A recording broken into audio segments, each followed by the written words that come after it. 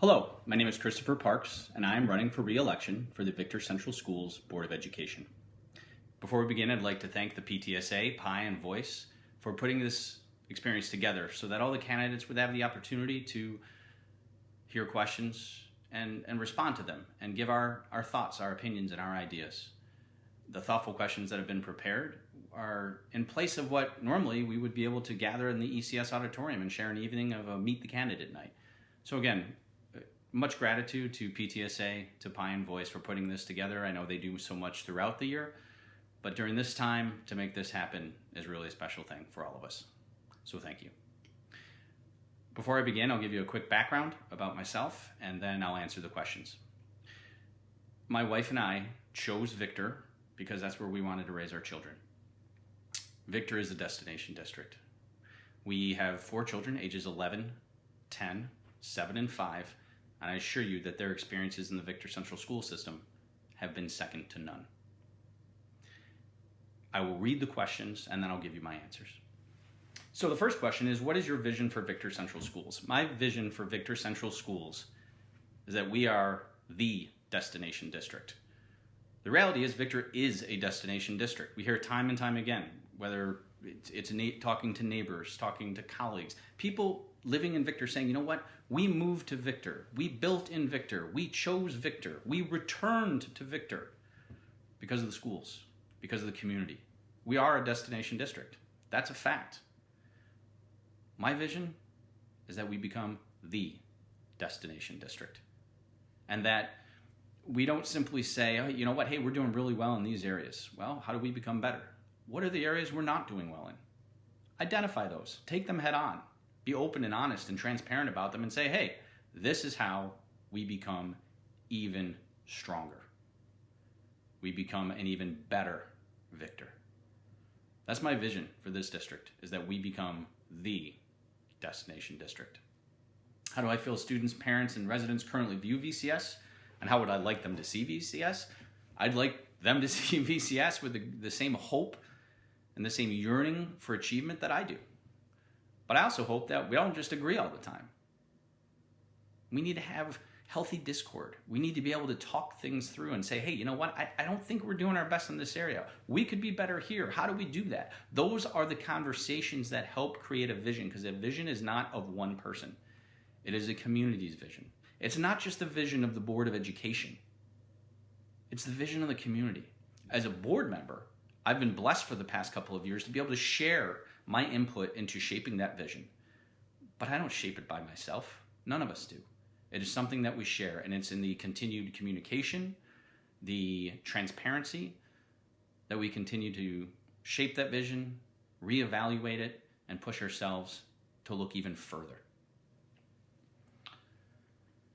Currently, I do think that overall people see it as a destination district, and they see the strengths that we do have.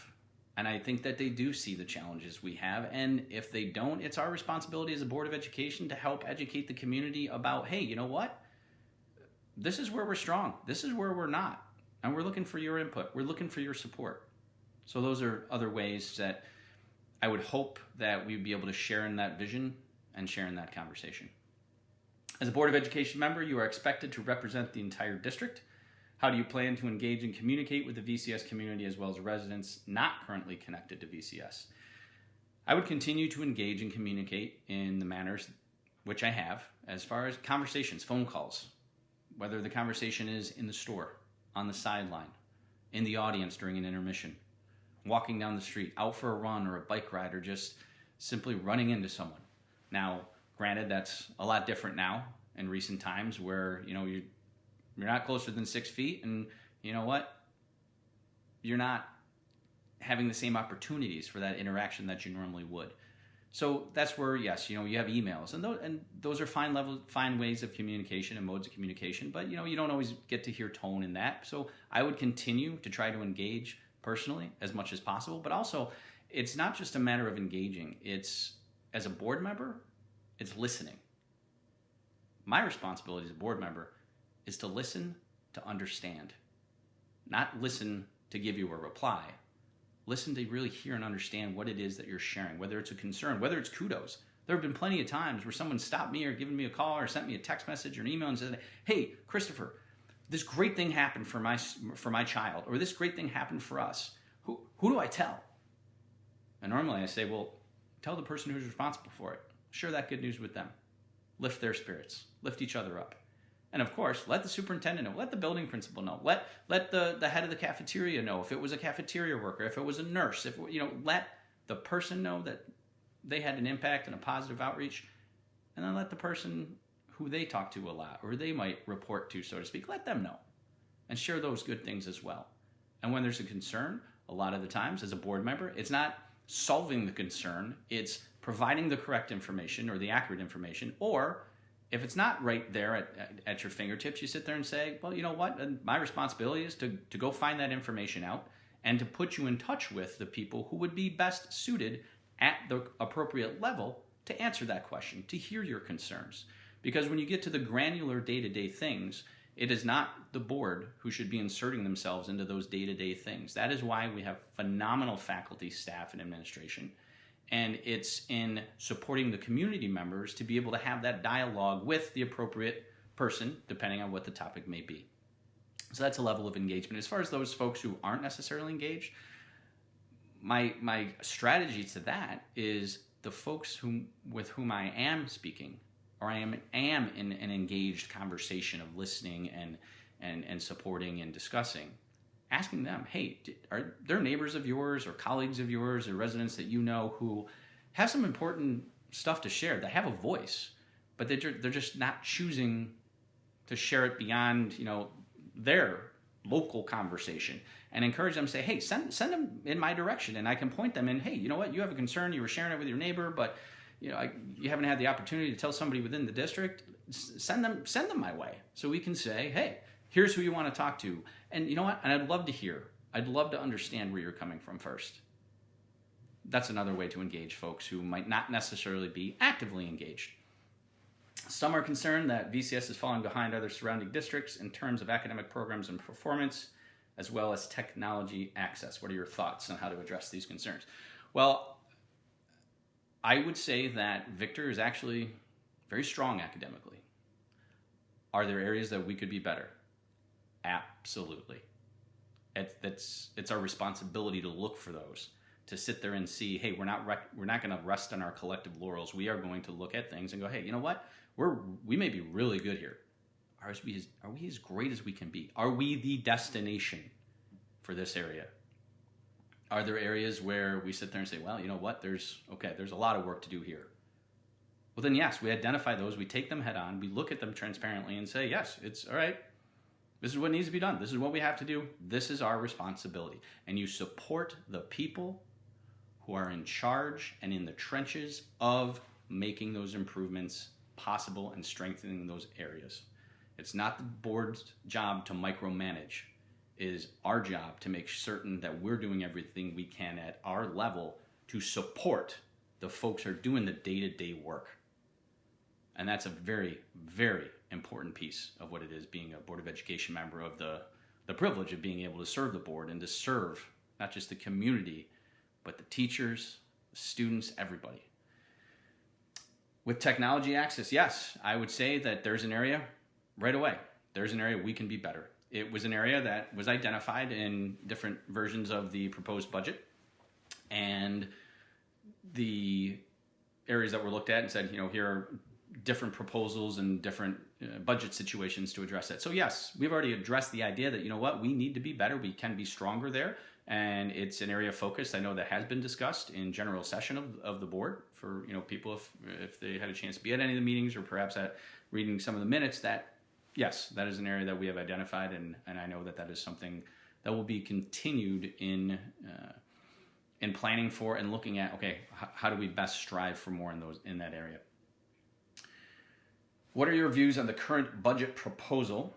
Do you feel that property tax increases are necessary, or do you have other ideas on how to increase revenue?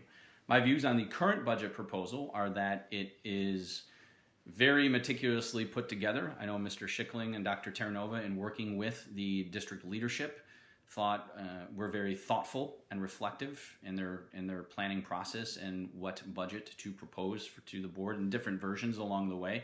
Again, those I know are available or were available along the way in the budget hearings that we have had.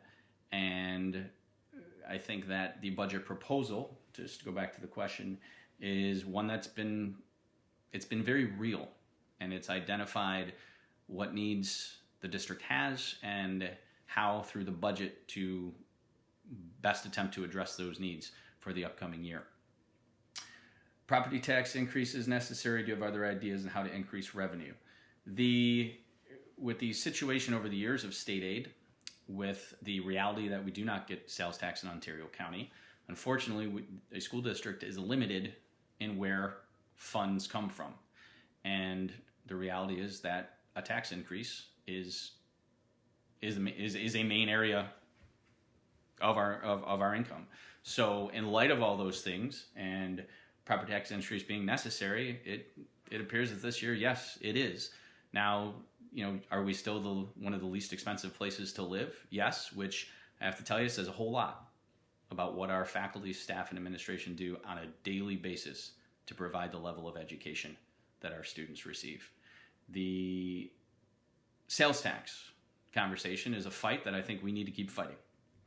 Is it a quick answer? Is it a quick resolution? Well, history would tell us that it isn't because we don't have it yet. But my key word is yet. And I hope that does change. Monroe County schools do benefit from sales tax.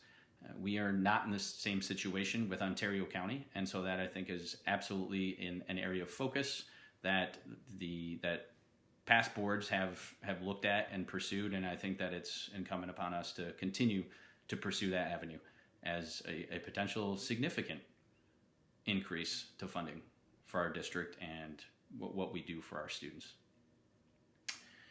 Parents are looking for representatives, who are committed to Victor Central Schools. Did you vote in the 2019 VCS budget and Board of Education election? Yes, absolutely. Simply stated, I live in Victor. I have a voice, and I have a vote. My voice is my vote. My vote is my voice. One time a year, I get a vote. And I hold that as a very important responsibility. Now, I can share my voice all year long, whether I'm a board member or not, and I would encourage people to always share their voice. But there's only one time a year that we get to take our voice and make it a vote. And so, yes, I did, and I will continue to do so. I'd like to thank, again, the PTSA, PI, Voice, all the candidates who have shown their interest and their genuine commitment and interest to our community, to our faculty, staff, to our administrators, and most importantly, to the children, to the students of Victor Central Schools. So again, thank you to all of you who listened to the responses to my questions. I hope you are well, I hope you are healthy, and stay Victor strong. Thank you.